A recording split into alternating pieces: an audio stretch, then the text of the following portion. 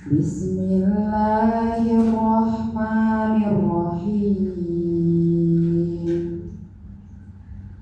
Waltakum minkum ummatun yad'una ilal khairi wa ya'muruna bil ma'ruf wa yanhauna 'anil munkar wa ulaika humul muflihun. Menyebut nama Allah yang Maha Pengasih lagi Maha Penyayang. Dan hendaklah di antara kamu ada seorang yang menyeru kepada kebajikan, menyuruh berbuat yang ma'ruf dan mencegah dari yang mungkar. Dan mereka itulah orang-orang yang beruntung. Yang saya hormati kepala program studi kebidanan dan keperawatan, kemudian yang saya hormati kemahasiswaan keperawatan Ibu Agustina, nasional bahkan tingkat internasional. Masya Allah ya, ternyata panitia ini tidak salah memilih Kanika sebagai pelatih dalam acara pelatihan public speaking. Kami tahu betul jejak langkahnya dari mana sampai ke mana itu sudah tahu. Nah, kemarin kami sebenarnya mempunyai rencana pada saat acara PKKMB ya untuk menghadirkan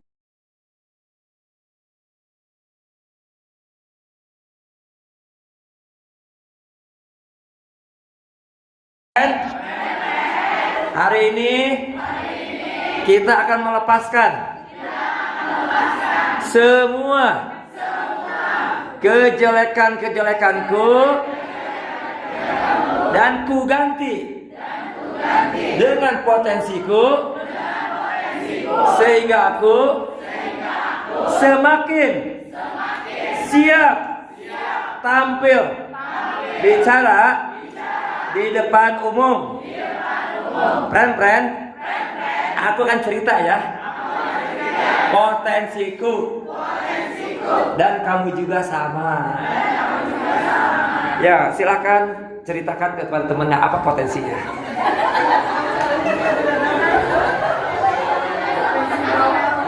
Ya, gantian, bagus.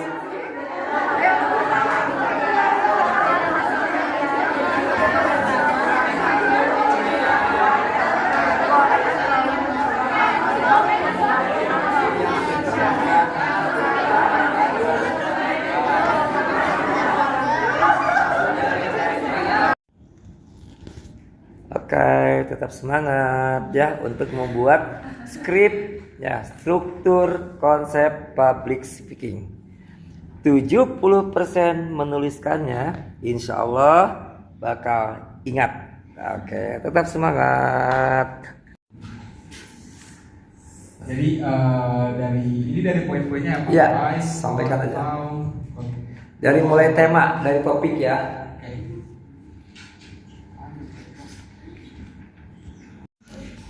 Oke, teruskan menulisnya ya. Oke, untuk skrip struktur public speaking. Ya, dengan menuliskannya ini ya, insya Allah 70% ya akan ingat ya. Jadi tanpa teks ada di semuanya ya, bisa menyampaikannya ya. Oke, silahkan dituliskan ya sesuai dengan ya bagaimana membuka ya, bagaimana alfazon, bagaimana why, how to, dan call to action.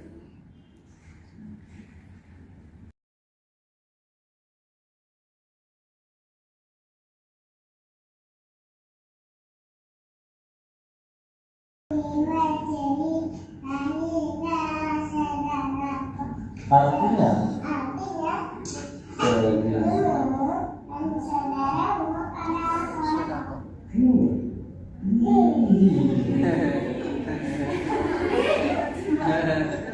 Oke.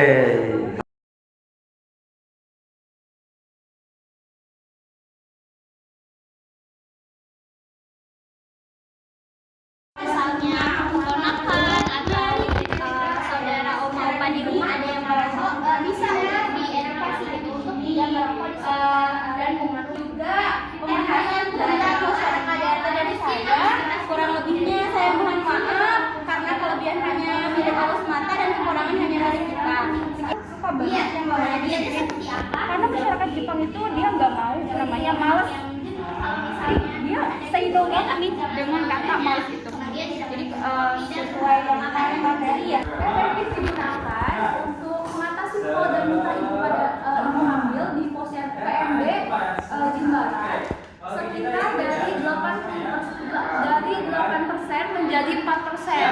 Semangat. Semangat. Semangat.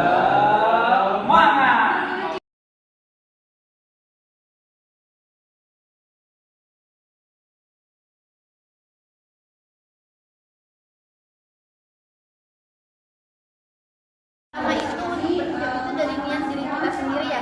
Selain itu juga kita tuh harus komitmen sama diri kita sendiri. Apakah kita sudah siap untuk berhijab atau belum? Jangan sampai kita berhijab tapi hanya pada saat kita keluar rumah saja. Tapi saat dalam rumah atau hanya menyapu lantai di daerah saja kita tidak memakai parfum atau hijab.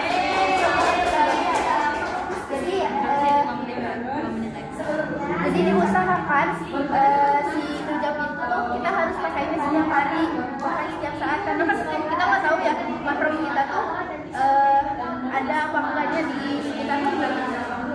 Jadi untuk menghindari dosa tersebut kita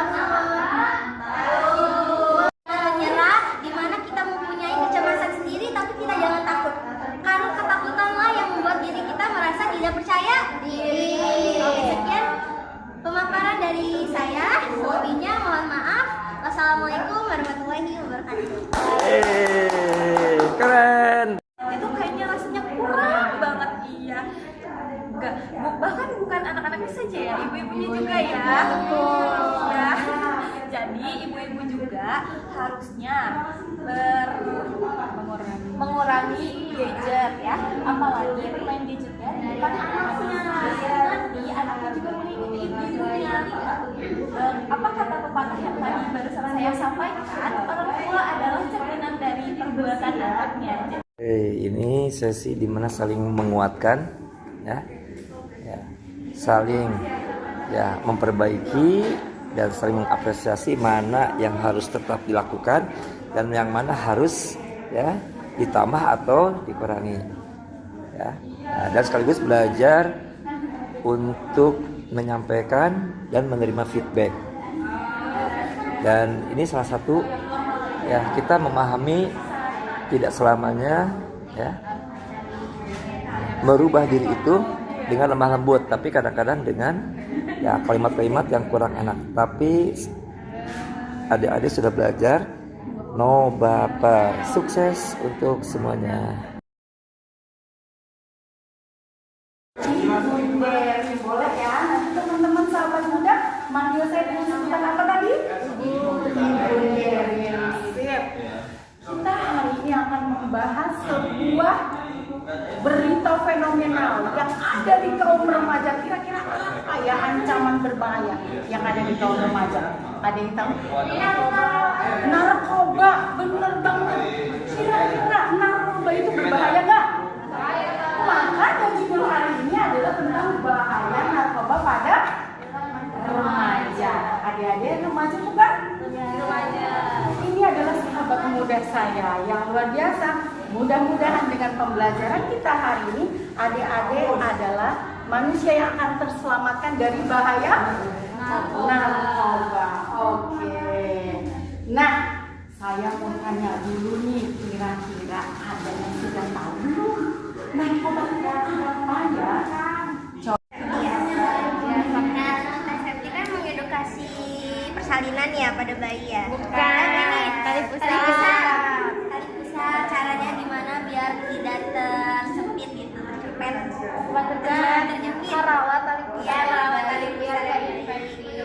Ya, pakaiannya harus longgar, itu bermanfaat banget apalagi untuk. Nama saya Hida, di sini rekan-rekan semua, ibu-ibu semua bisa panggil saya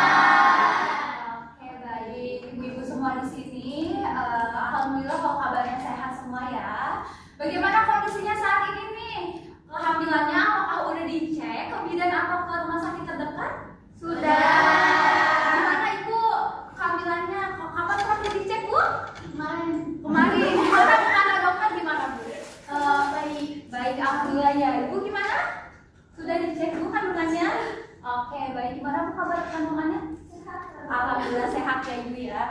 Alhamdulillah kalau misalnya semua di sini kandungannya tuntas. Apa itu the power of positive thinking? Dengan positive thinking, hal-hal yang positif akan membersamai. Sebelum itu, dengan saya Windayani Arifin akan membersamai teman-teman semua selama 5 menit ke depan. Siap tidak? Siap. Oke, jika sudah siap, sebelum ke materi, saya akan membuka dengan pantun terlebih dahulu. Nanti teman-teman akan jawab cakap ya. Oke. Hari libur adalah hari Selasa. Cakep. Liburnya sampai hari Sabtu. Kunci bahagia, berpikir positif selalu. Sukses is not the key to happiness. Happiness is the key to success.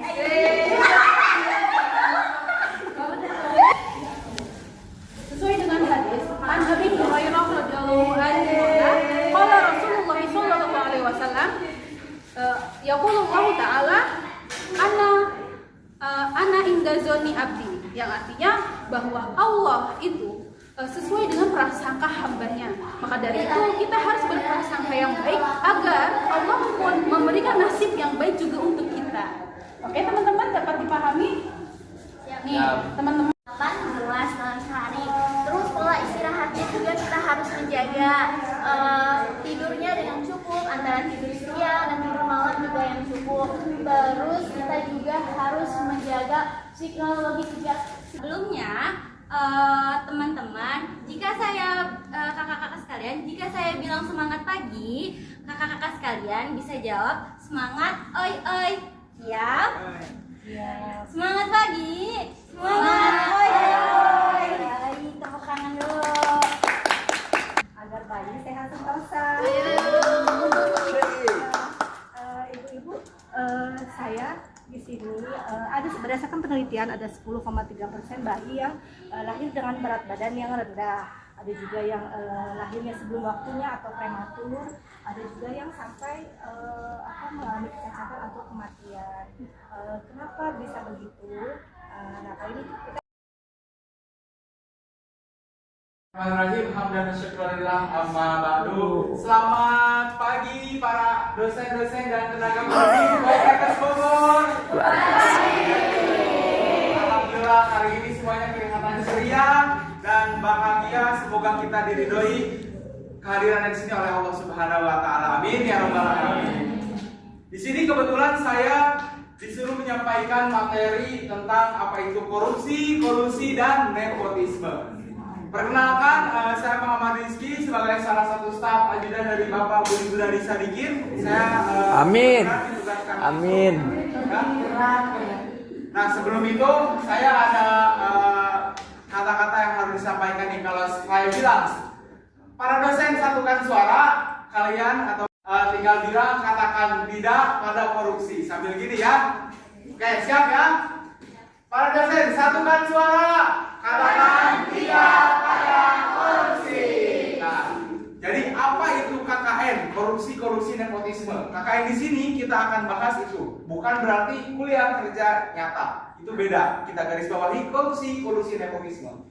Korupsi, kolusi, nepotisme itu adalah perbuatan yang dimana itu menguntungkan diri pribadi tanpa memikirkan orang lain. Itu secara garis besarnya atau secara bahasa seperti biasanya. Nah, jadi kalau misalkan bahasa lanjutannya mungkin korupsi, misalkan itu adalah memanfaatkan harta orang lain demi kepentingan pribadi, memasukkan bisnis dengan kepentingan sendiri, untuk kepentingan sendiri, sehingga misalkan jangan ada orang yang boleh tahu selain saya dengan Anda, itu termasuk korupsi.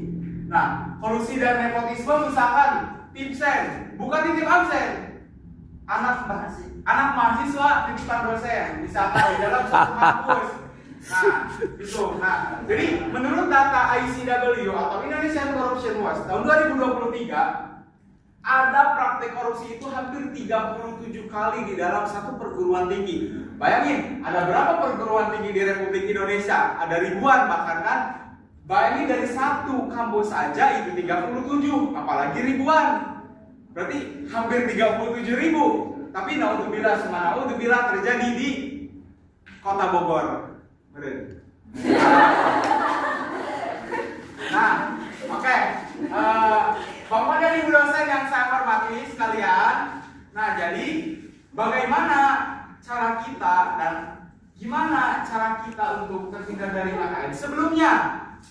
KKN itu juga dibahas di dalam Al-Quran atau tidak sesuai dengan kaidah agama maupun kaidah negara. Di dalam kaidah agama terdapat di surat Al-Baqarah ayat 188, surat An-Nisa ayat 29.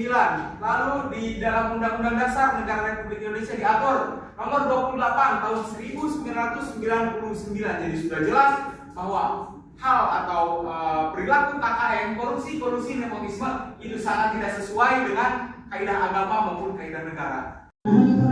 Ini mah bukan kasih tahu, harusnya mendengar. Demi kebaikan tadi juga mah. Pokoknya dapat gimana nih? Sampai ke pulang ujian